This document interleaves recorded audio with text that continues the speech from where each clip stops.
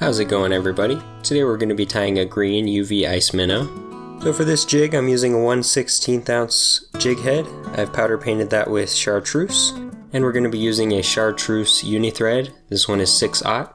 We're just going to start that thread behind the head and take it down to the point of the hook. For the tail we're going to be using a Chartreuse marabou feather. We just want to straighten that out. Make sure you pinch it at the stem and run your finger up the feather to make sure that the tips are aligned. Then we're going to measure that out so it's about the length of the hook itself. Once you got it where you want it, you can pinch it on the hook there and tie it down tight.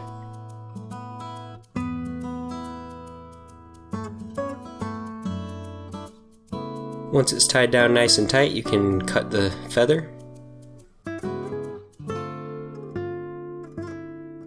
Then we're going to clean up the fluffy part with our thread and bring the thread back down to the tail.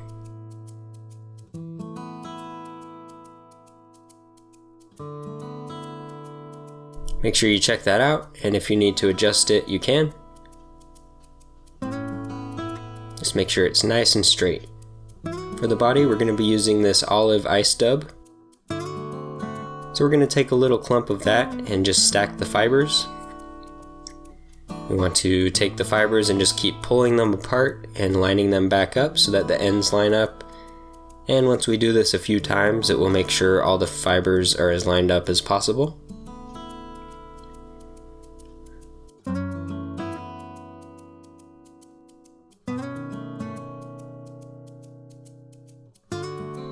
Once those are lined up, you can separate the fibers vertically like this. We just want to spread them out a little bit, just like that. And we're going to set that aside gently. So to build up the body, you can either create a dubbing loop like this. You just pull your bobbin out and hold your thread down. You want about 6 inches of loop here.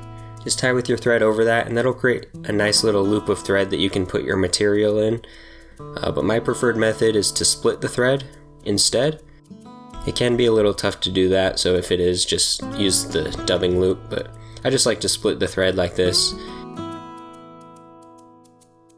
So now we're going to take our stacked ice dub fibers and just place them in there. Make sure you separate the fibers, spread those out so that they'll cover the whole body. Just keep pulling them apart as needed until you get them layered on there nice and even. And now we're going to take our bobbin and spin it clockwise. Just spin it a ton, and then that will make the dubbing twist up.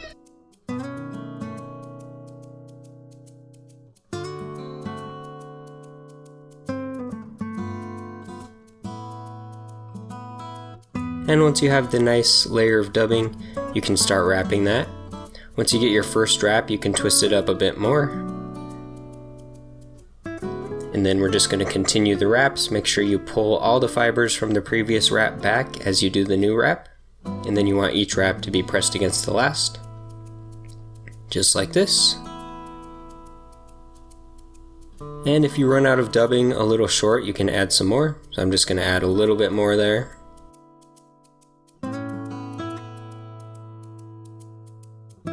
Just tie those nice and tight against the last turn.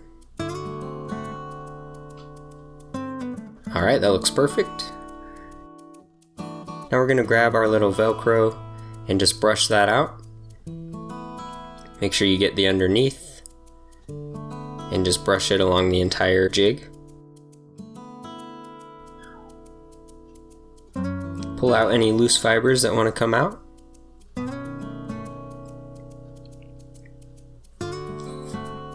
May need to do that a couple times. And now we're going to grab one more clump of the ice dub, stack the fibers again, and this is going to be our collar that goes over the back of the jig. So keep stacking those fibers, and then again separate those vertically like this.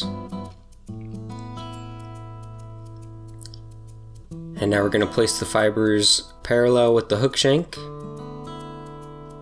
and hold them down with just enough pressure to keep them in place, just right on top. And then we're going to cinch it down nice and tight, and those fibers should coat the jig evenly along all sides. And then now we're going to wrap our thread in front of those fibers. This will tie everything down. This just gives it a nice bait fish profile when it's wet.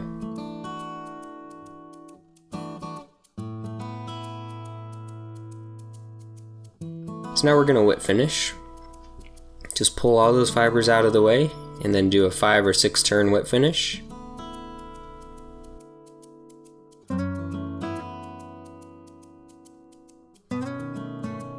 Pull your thread tight and then cut your thread.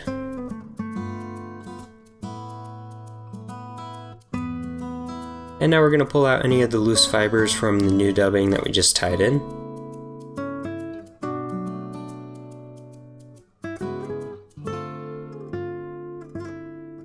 So that is our jig. It looks crazy, just like if you watch the last ice minnow video. When it's done, it looks pretty crazy, but once it's wet, it looks incredible. So I'll show you what it looks like when it's wet real quick. So as you can see, it creates a nice minnow baitfish profile. It kind of looks like a baby bass. It works really well on crappie, panfish, bass, anything that will eat this kind of baitfish. But yeah, you can see the UV fibers give it a really highly reflective look. The shape of that is just super accurate for a baitfish. They just can't resist this one. Thank you so much for watching. If you enjoyed the video, as always, please sure to like and subscribe.